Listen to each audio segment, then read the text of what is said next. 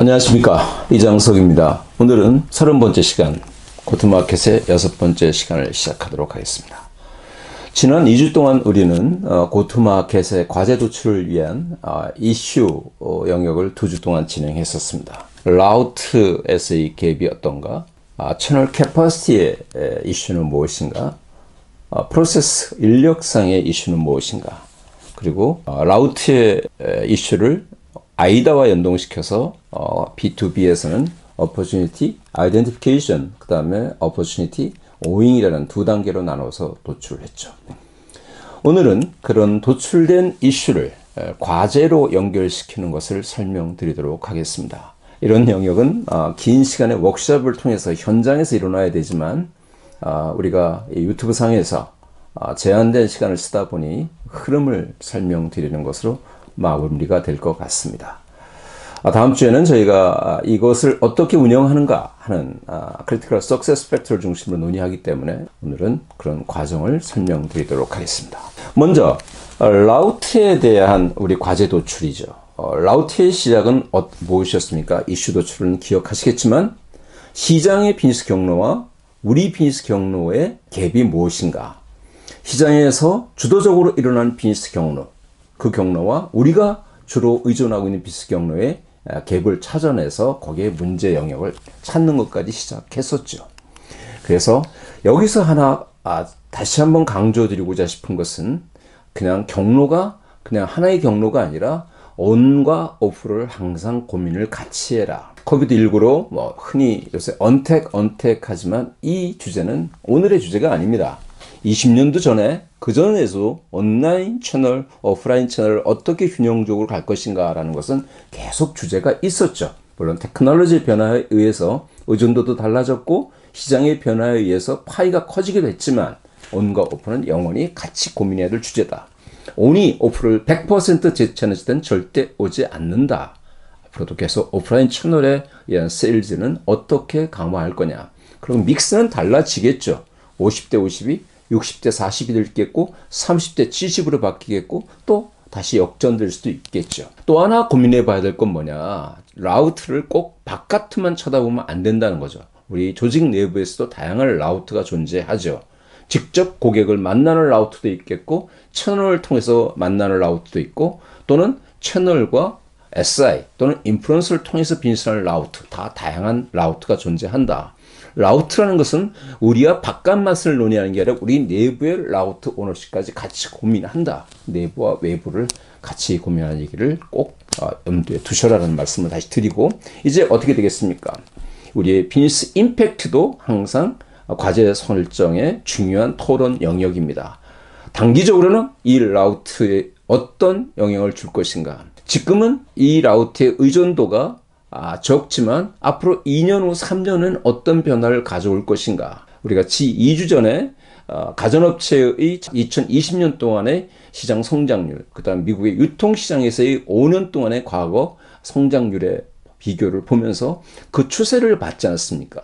유통업이 과연 오프라인에 비해서 온라인이 3배 이상 성장할 동안 장기적으로 어떤 기업들은 미래를 준비했을 것이고 어떤 기업들은 그냥 현재에 머물러 있었겠죠. 그래서 당장 앞으로의 추세를 같이 보는 단기와 장기를 보셔라 라는 말씀을 드렸죠.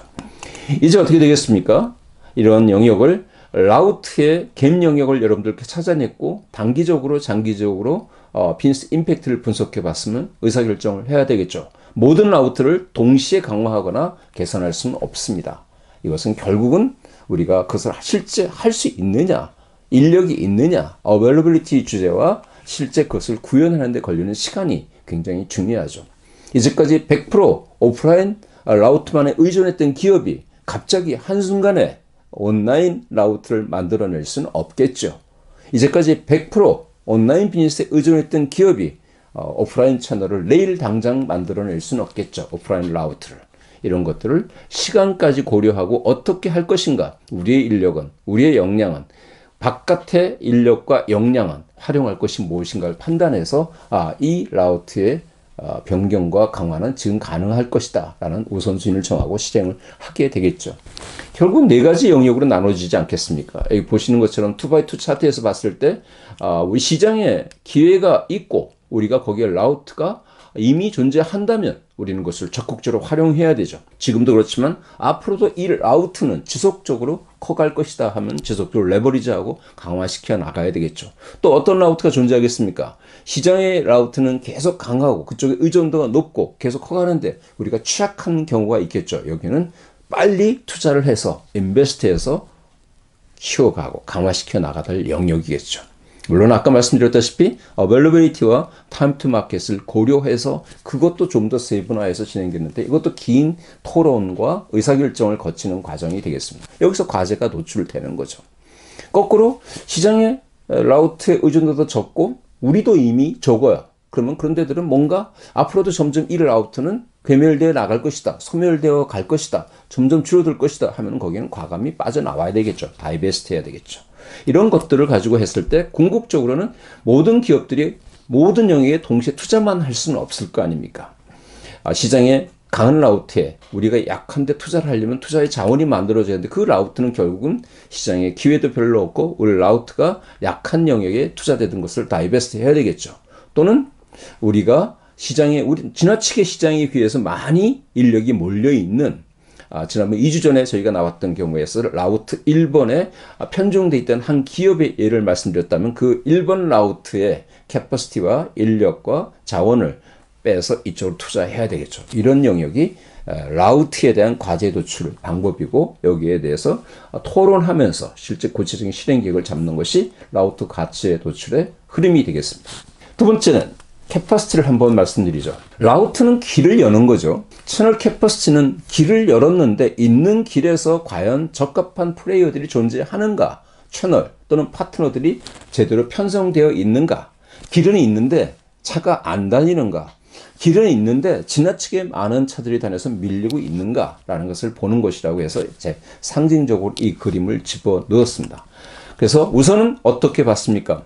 우리의 사업부, 그 다음에 우리 고객군, 시장을 구분해서 교차 지점에 의해서 우리가 네 가지 셀로 분석했지 않습니까? 시장 기회는 어느 정도 있는가? 우리의 채널 캐퍼시티 있는가? 비즈니스 결과는 나오는가? 그러면 우리는 어떤 액션을 취해야 될까? 어떤 갭이 있는가라는 것까지 도출했지 않습니까? 그러면 결국은 이 도로에처럼 어떤 영역은 시장의 기회에 비해서 지나치게 많은 우리 파트너 또는 채널, 이 캐퍼시티가 몰려있는 경우가 있겠고 어떤 경우는 시장에 기회가 있는데 우리가 결과를 못 만들어내는데 보니까 우리의 라우트 채널 캐퍼시티, 채널이라 하면 이것도 마찬가지로 바깥 채널, 우리 내부의 리소스 채널 이런 모든 것들이 비어 있다. 그러면 더 투자해야 되겠죠. 그래서 와이스페이스가 존재하는 영역이 뭔가 찾아내게 되겠고 그래서 그럼 왜 그럴까? 여러분들은 왜 그렇다고 생각하십니까? 채널들이 왜 길은 뚫어놨는데 차가 안 다닐까요? 여러 가지가 있겠죠. 그 길이 필요 없는 길인 거죠. 거기 목적지도 명확하지도 않고 거기 들어갈 곳도 없는데 가는 거죠. 길이 있는 것이죠. 똑같습니다. 우리의 제품이, 우리의 채널들이, 우리 파트너들이 또는 많은 플레이어들이 제품이 매력도가 떨어진다. 또는 우리의 가격이, 우리의 조건이 매력적이지 못하다. 또는 우리가 파트너들, 채널 또는 플레이어들한테 제공하는 프로그램이 취약하다. 이렇게 될 수 있겠죠. 또는 우리가 적합한 시장에 부합하는 정책과 제도를 제대로 못 만들어내겠다라는 그런 네 가지 P로서 한번 분석을 하는 겁니다. 우리는 어떤 문제가 있어서 이런 일이 될 것인가? 이건 우리 스스로를 돌아보는 스텝이라고 말씀드릴 수가 있겠습니다. 그러면 결국은 그런 것에 의해서 우선순위를 똑같이 정하죠. 아까 라우트의 우선순위 정한 것과 똑같이 여기서 그러면 어떤 셀을 어떤 영역을 먼저 조치를 취할 것인가? 이것은 여기 나온 것처럼 비즈니스 임팩트는 어떨 것이고 실제 비저빌리티, 어베일러빌리티와 비슷한 용어가 되겠지만 우리의 가능성이 어느 정도 될 것인가라는 그런 관점에서 봐서 결국 네 가지 영역으로 되죠. 어떤 데는 시장의 기회가 있고 우리가 적합한 제품도 있고 가격 조건도 있고 정책도 있고 프로그램도 있으니까 여기 파트너들을 빨리 모아야죠. 리크루트 해야 되겠죠. 우리 편으로 만들어야 되죠. 유입시켜야 되죠.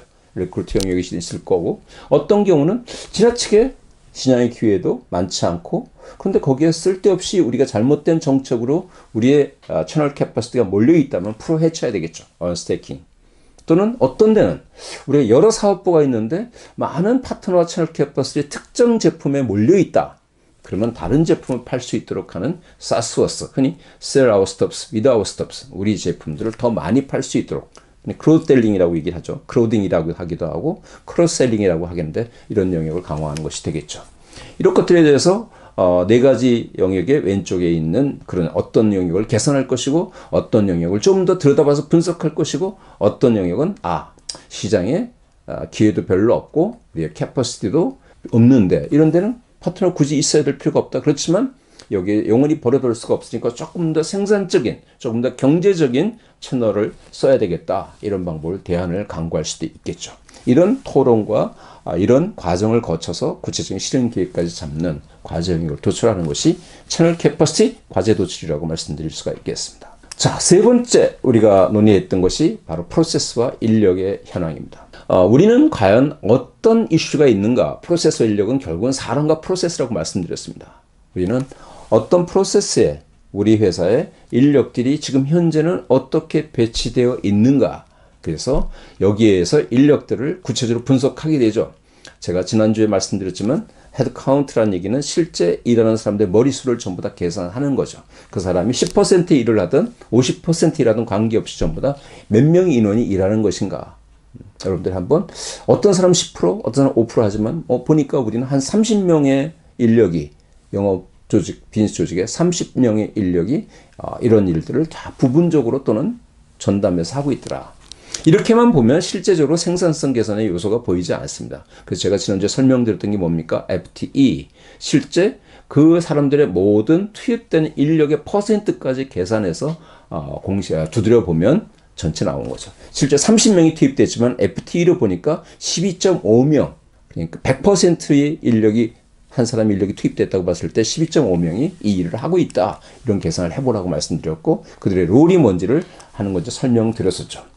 그 다음에 우리 프로세스에 대해서는 정립이 되어 있는가? 파트너 또는 채널 관리의 프로세스, 라이프 사이클 관리라고 제가 말씀드렸고 거기에 따라서 프로세스별로 우리는 어떻게 제도와 시스템과 프로세스가 있는가? 그래서 어떻게 개선되어야 될 것인 것을 토론해서 어떤 영역을 중점적으로 고칠 것인가? 우리는 채널의 캐퍼시티 분석의 프로세스가 약하다. 우리는 채널의 리크루트먼트 프로세스가 표준화 안 되어 있다. 우리는 우리 파트너와 관련된 채널 캐퍼시티에 대한 교육과 이네이블먼트가 취약하다. 우리는 협업이 약하다. 이런 영역을 도출하게 되죠. 그렇게 되면 여기에 따라서 과제 영역을 뽑아낼 수가 있겠죠. 프로세스를 보완하거나 표준화를 하거나 여러 가지 영역들이 되겠죠. 가장 중요한 것이 뭐라고 말씀드렸습니까? 사업부별로 분산되어 있는 인력들을 업무의 성격에 맞춰서 저는 따로 또같이라고 말씀드립니다. 영업, 비즈니스의 협업은 사업부가 주도를 하지만 백오피스성이 있는 파트너 라이프 사이클의 여러 프로세스들은 통합이 돼서 운영되어야 된다. 예를 들어서 시장에 대한 분석과 리크루터와 또는 교육 이네이블먼트 또는 컴플라이언스와 관리들은 이거는 통합적인 프로세스로 중앙 집중적으로 한 곳에서 이루어져야 된다. 그리고 세일즈와 협업은 사업부가 주도하는 형태로 같이 그렇지만 따로가 분명히 분리되어야 된다. 이런 것을 논의하는 거죠. 우리는 어떻게 지금 분산되어 있는 프로세스를 통합하고 통합적으로 운영하게 할 것인가. 그러면 기존에 있는 인력들은 어떻게 재편성할 것인가. 어떻게 아레나를 새롭게 부여할 것인가. 이런 논의를 하게 되죠. 하나 더 있었죠. 아이다였죠. 아이다는 제가 아까 처음 말씀드렸다시피 처음부터 라우트를 할 때 분석을 할 때 그 그림에서 보신 것처럼 OI 측면과 OO 측면에서의 그때 분석을 둘로 들어가기 때문에 따로 나누지 않게 되겠습니다. 하나 이제 더 고민해 봐야 될 영역이 바로 우리의 레디니스. 제가 이슈 영역을 뽑을 때 처음 설명드렸던 거죠. 과연 우리는 고투마켓 전략을 전략적으로 실행하기 위한 준비가 어느 정도 되어 있는가. 그 네 가지 체크 영역을 말씀드렸죠. 기억하시겠습니까? 우리는 과연 고투마켓에 대한 것을 전략적 우선순위 앞에 두고 있는가? 우리 회사는 과연 이것을 어느 정도 중요하게 생각하고 있는가? 모든 전략의 앞에 이제 가 있는가? 하는 것이 첫 번째 중요하다고 말씀드렸습니다. 아무리 좋은 여러분들이 앞에 나온 과제를 뽑아낸다고 하더라도 이것이 하나 이벤트성으로 끝나고 전략적인 우선순위 뒤에 있다면 의미가 없게 되겠죠. 우리는 두 번째 capacity and capability라고 제가 말씀드렸죠. 여러분들은 아까 프로세스상 인력도 있었지만 그 인력들을 통합시켜서 또는 전문적인 인력과 캐파시티가 존재하는가 이것을 말씀드렸었습니다. 프로세스 조직, 우리는 프로세스가 있고 주도하는 조직이 있는가? 마지막, 우리 조직에는 이런 고트마켓을 추진하기 위한 공감대가 형성되어 있어서 모든 인력들이 같이 하는가? 이것을 한번 돌아보자 라는 얘기를 처음에 말씀드렸죠. 앞에 나온 과제 3가지, 거기에는 뭐 아이다까지 포함하면 4가지가 되겠지만 과제 영역에 한 번 더 돌아보고 평가를 냉정히 하는 거죠. 트래픽 시그널로 이 영역은 우리가 아니다. 그럼 빨간색이죠. 그렇죠. 이 영역은 우리가 잘 되어 있다. 제가 냉정하게 보통의 많은 기업들, 이제까지 만났던 B2B 비즈니스를 하는 조직의 고트마켓의 평균치가 이 정도 된다고 보여집니다. 여기 파란색이 가끔 있지만 제가 아주 후하게 점수를 줘서 그렇지 사실 우리나라의 많은 B2B 영업 조직의 비즈니스 조직의 레디니스는 지금 현재는 거의 레드 시그널을 보이고 있다라는 게 제가 보는 겁니다. 그럼 결국은 이슈가 뭐고 거기에서 어떤 것을 고쳐야 될 것이고 이것도 똑같이 과연 중요성은 어느 정도 될 것인가 이것이 가능하냐 또 평가를 해서 여러분들께서 이 레디니스 영역을 한번 보죠. 여기에 프로세서 캐퍼시티 캐퍼빌리티는 앞에 우리가 프로세서에서 약간 중첩되기도 하지만 조금 다른 관점에서 토론이 될 수 있는 거라서 레디니스 체크를 제가 다시 말씀드렸습니다. 4가지죠. 다시 한번 정리드리자면 라우트에서 나온 이슈와 갭을 어떻게 풀어나가는 과제, 채널 캐퍼시티에서 나온 이슈와 갭을 풀어가는 과제, 3번째 프로세스와 인력에서 나오는 과제, 마지막 우리는 레디니스, 고투마켓 전략을 전략적으로 창의적으로 인사이트하게 접근할 수 있는 준비가 되어 있는가 레디니스를 말씀드렸습니다. 이 4가지가 과제 도출하는 영역인데 한 가지 더 고민해 봐야 될 중요한 큰 주제가 있습니다. 이 주제는 매우 큰 주제이기도 하지만 회사들마다 상황이 다르기 때문에 제가 간단히 설명만 드리겠죠. 제가 밑에 그림에서 나오는 것처럼 고트마켓의 가장 큰 허들은 무엇이냐? 저는 사일로 오퍼레이션이라고 봅니다. 조직별로 아까 프로세스 인력에 나온 것처럼 부서별로 조직별로 분산되어 있는 거죠. 저는 이제 우리가 봤을 때 어떤 영역에 쳐다봐야 될 것인가 결과를 만들어내는 것과 그 결과를 가능하도록 하는 것, 그 다음에 우리 조직 내부의 관점과 조직 외부의 관점을 쪼개놓고 봐서 과연 어떤 것이 또 고트마켓에서 고려해야 될 것인가. 저는 디지털입니다. 흔히 얘기하는 요새 온이죠. 소셜이죠. 언택이죠. 이렇게 여러 가지 표현을 쓰지만 어떻게 보면 디지털을 활용할 것인가. 이런 디지털 라우트에 대한 것을 어떻게 창의적으로 열고 나갈 것인가. 또 하나 아까 제가 내부와 외부 말씀드렸을 때 외부 라우트만 보지 말고 내부 라우트 말씀드렸지만 마케팅도 매우 중요한 라우트의 앞부분에 있기 때문에 마케팅이 고민되어야 된다. 제가 아이다 설명드릴 때 오아이어 오어 앞에 나오는 리드는 마케팅으로 나온다고 했기 때문에 마케팅을 어떻게 활용할 것인가 이런 관점에서 고민을 하셔야 된다. 매우 중요한 어려운 주제인데 에코넷이라고 얘기하죠. 이컬러지라는 단어에서 나온 생태계죠. 라우트를 만든다는 게 뭐겠습니까? 채널을 만든다는 게 뭐겠습니까? 결국은 우군을 형성하는 거, 우군을 만드는 거죠. 우리의 팀을 만드는 거죠. 그래서 에코넷 또는 에코시스템이라고 흔히 얘기하는 생태계를 만드는 거죠. 처음에 제가 말씀드렸지만 파트너도 있고 인플루언서도 있고 여러 군데가 있지만 이런 것을 어떻게 다 아우러서 우리가 한 팀이 될 것인가 라는 영역의 고민이죠. 그 다음에 중요한 것이 결국은 이 모든 것을 뒷받침하는 것은 함께하는 조직 문화죠. 다시 말씀드리면 앞에 여러 가지 고트마켓의 과제를 도출하는 것에 대해 가장 큰 것은 협업의 크기인 만큼 결과의 크기는 달라진다. 무조건 얼마나 많은 파트너와 얼마나 많은 채널과 얼마나 많은 인플루언서와 같이 협업하고 또 생태계의 크기를 얼마나 키우는가, 그 다음에 우리 마케팅을 얼마나 잘 활용하는가, 디지털을 얼마나 잘 활용하는가, 이거에 따라서 결과는 달라집니다. 동일한 제품, 동일한 인력, 동일한 조직에 있어서도 이거에 의해서 크게 차이 난다. 이제 짧게나마 이슈가 도출된 것을 가지고 우리 과제에 도출하는 것을 설명드렸고 반드시 간과해서만 안 될 디지털, 마케팅, 에코넷, 그 다음에 조직 문화 이것까지 돼서 과제들을 한번 돌아보게 되면 이제 계획이 만들어지죠. 중요한 것은 계속 제가 강조해드렸던 매니지먼트 시스템이죠. 계획을 수립하고 실행하고 평가는 프렌 두시 사이클을 따라가는데 이것들을 하기 위해서는 이러한 예를 들면 밑에 테임플을 들었지만 매니지먼트 시스템에 의해서 돌아가게 됩니다. 하나의 과제를 가지고도 뭐 2일 동안 워크숍을 통해서 토론을 하는 건데 불과 25분에 걸쳐서 이 4개의 영역을 여러분들과 논의했습니다. 뭐 이제 무리라고 생각을 합니다. 사실은 고토마켓에 좀 더 많은 시간을 써야 되는데 제가 요새 많은 분들과 만나봤을 때 이 고토마켓의 주제를 더 깊이 들어가면 깊이 들어갈수록 더 어려움을 느끼기 때문에 일단 유튜브 상에서는 여기까지만 진행하고 다음 주에 이제 어떻게 할 것인가라는 크리티컬 석세스 팩터 몇 가지 전체 고토마켓 6번 동안 진행됐던 것을 랩업하면서 좀 강조할 것들 말씀드리고 마무리하려고 합니다. 고토마켓의 주제는 말씀드렸던 매우 넓고 중요하고 심각한 주제입니다. 하지만 여러 가지 매체의 제약으로 다시 한번 여러분들과 만족할 만한 깊이까지 못 들어가고 있는 아쉬움을 가지고 또 필요하신 분들은 언제든지 저에게 말씀해 주시기 바랍니다. 다음 주에 마지막으로 고토마켓의 성공적인 운영을 위한 포인트를 공유하도록 하겠습니다. 감사합니다.